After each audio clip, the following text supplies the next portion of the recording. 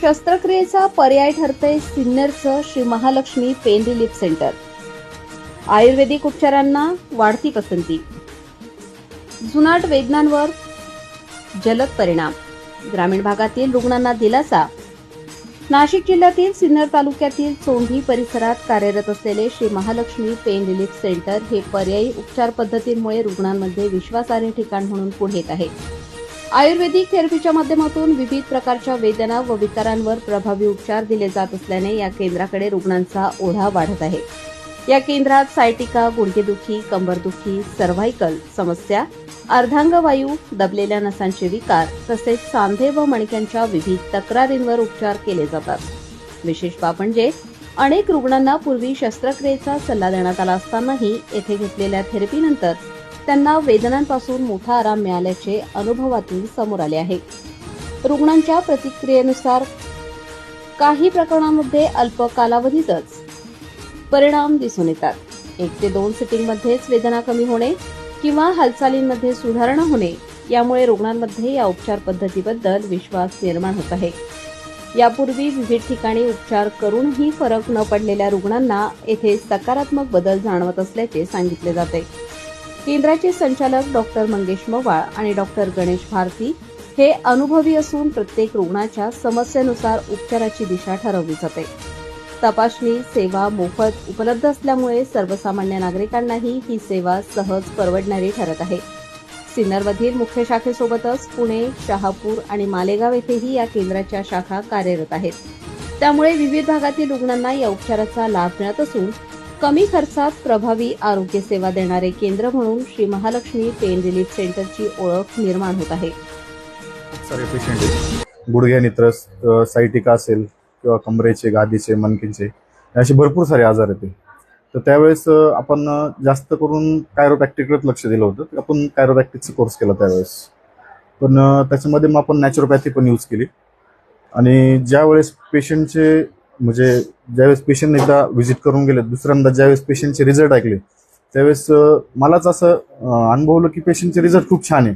आणि भरपूर पेशंट ज्यावेळेस येतात त्यावेळेस डॉक्टरांनी त्यांना ऑपरेशन सांगितलं. कोणाला काही पेशंट तर असे बघितले मी की जेणेकरून त्या पेशंटला डॉक्टरांनी असं सांगितलं की तुम्हाला ऑपरेशन शिवाय पर्यायच नाही किंवा तुम्हाला आरामच करावा, बेड रेस्ट करावा. तर असे पेशंट आपल्याकडं 1 सेटिंगमध्ये 2 सेटिंगमध्ये पेशंट पूर्णपणे रिकवर झालेले आहे. आणि त्या पेशंटला एका सेटिंगमध्ये पूर्ण ऑपरेशन जेव्हा रिटर्न MRI केला तर त्या पेशंटचा MRI पूर्ण ओके आलेला आहे. म्हणजे जसं स्लिप डिस्कचा प्रॉब्लेम होता अशा पेशंटला. आणि एक पेशंट असं होतं पॅरालिसिसचं, डॉक्टरने त्यांना सांगितलं का त्यांची सेवा करा घरी, हे पेशंट आता रिकवर होणार आहेत. तर असं पेशंट आपल्या चॅनलला पण जर गेलं तुम्ही टाकलेलं आपण रिव्ह्यू त्यांचा, तर ते पेशंट सुद्धा आता पूर्णपणे 100% ओके झालेले आहे. सर, कायरोप्रॅक्टर आणि नॅचरल थेरपी नेमकी कशी काय काम करते काय सांगा? कायरोप्रॅक्टिक जी आहे ही कसं असतं, जे यंग जनरेशनमध्ये ह्या पेशंटमध्ये कायरोचा झट आणि पट रिझल्ट होतो. त्याचं कारण असं असतं की स्पाईनमध्ये कसं असतं थिकनेसपणा असतो तो लवकर रिकवर होतो. आणि नॅचरोपॅथीमध्ये कसं असतं ओल्ड एजमध्ये तर त्या पेशंटमध्ये काय होतं रिकव्हरी लवकर येत नाही. आणि काही झालं तर थोडंसं सप्लिमेंट यूज करावं लागतं आपल्याला. कारण की झिजलेल्याचं तुम्ही थेरपीने जेवढा 70% 80% फरक पडतो तेवढंच 30% आपलं मेडिसिन बी काम करतं. म्हणजे रिकव्हरी पण चांगली येते. आणि जिथे आपण पेन किलर वगैरे यूज करतो त्याची गरज पडत नाही यूज करण्याची. आणि पेशंटला तात्काळ आणि लवकर आराम मिळतो. त्याच्यामध्ये समजा पेशंट कसं असतं बाकीचे तुम्ही पेन किलर घ्याल तर त्याचं किडनी लिव्हरला पण बाकीचे डॅमेज होण्याची खूप शक्यता असते. तसं आयुर्वेदिक आणि नॅचरोपॅथीमध्ये असा कुठलाहीच त्रास होत नाही की जेणेकरून पेशंटला असं त्रास होईल किंवा या गोष्टी होतात.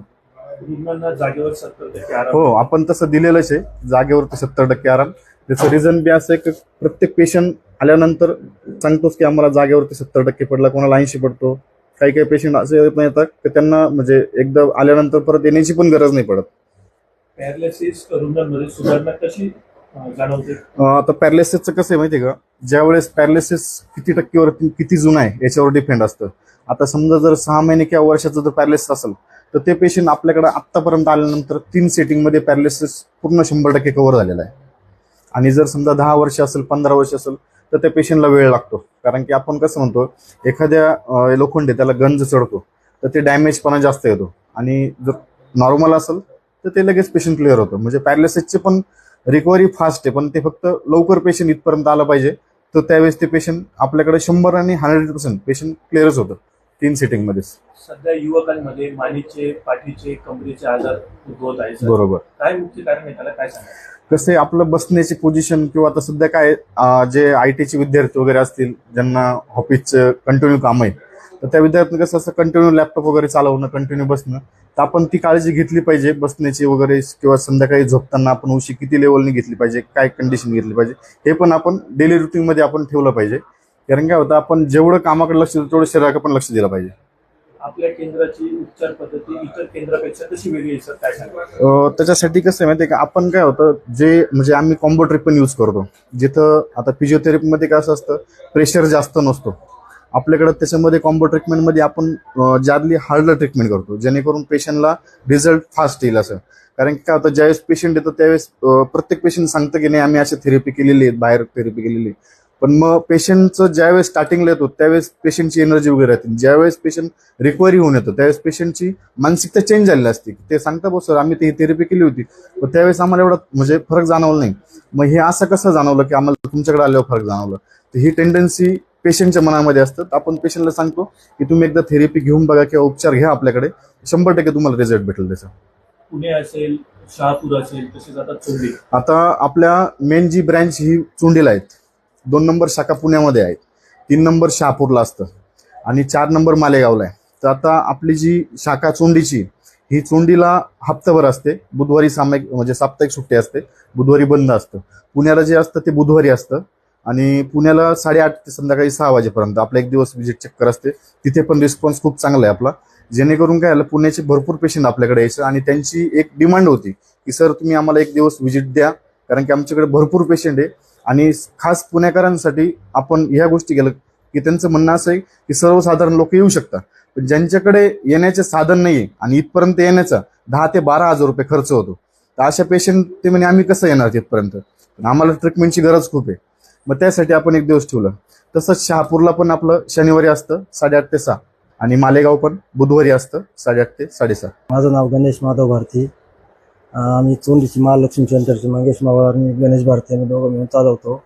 त्यानंतर आमच्या थेरपी आहेत, एक ॲक्युप्रेशर येते, एक कपिंग थेरपी येते, एक व्हायब्रेट येते, एक शॉक ट्रीटमेंट आहेत. असे भरपूर थेरपी आहे आमच्यावाल्या आणि रिझल्ट खूप छान आहे आमच्यावाले. माझं नाव आसिम मुल्ला वडनेर भैरव.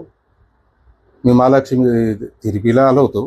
मणक्याची शिर पूर्ण दाबेल होती आणि एक पाय माझा कामच करत नव्हता. त्याच्यानंतर मला चालायला म्हणजे 1-2 पावलं टाकले की लगेच थांबून घ्यायचं. त्याच्यानंतर लय ठिकाण दाखवलं, कुठंच फरक पडला नाही मला. महालक्ष्मी पेन सेंटरला जेव्हा आलो मी, तर एकच थेरपीमध्ये मला पूर्ण दुखणं गायब होऊन गेलं. परत मला कोणतीच गोळी घेता आली, बाहेरची एक गोळी खाल्ली. याच्या अगोदर लय दवाखाने दाखवले, मालिशवाले लय झाले. मालिशवाल्याला तर म्हणजे मुळी दाखवायला नाही पाहिजे.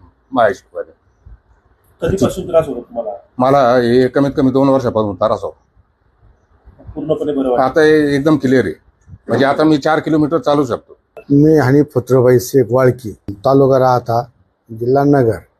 मी माझ्या पत्नीला सुरुवातीला 5 वेळा मी आर्वीला गेलो, तिथं काही फरक पडला नाही. त्याच्यानंतर इथं चोंडीला आलो, त्याच्यानंतर रांजणगावला बी केलं. रांजणगावमध्ये काही फरक पडला नाही. आमचे नातेवाईकनी इथं आणलं. इथं आणल्यानंतर तिला काही फरक जाणवला. आता कसं वाटतं? चांगलं बरं वाटलं. मी जमीला हनीफ शेख. आम्ही वाळकीहून आलो, सिद्धीजवळचे.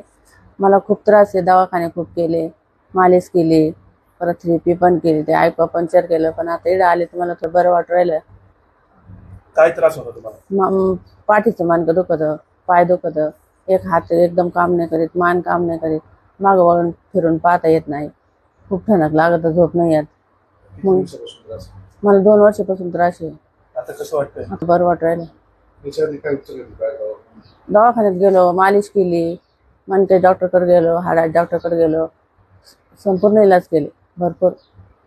ॲक्युपंक्चरकडे गेलो, समजे केले, पण आता इकडे आलं बरं वाटू राहिलं.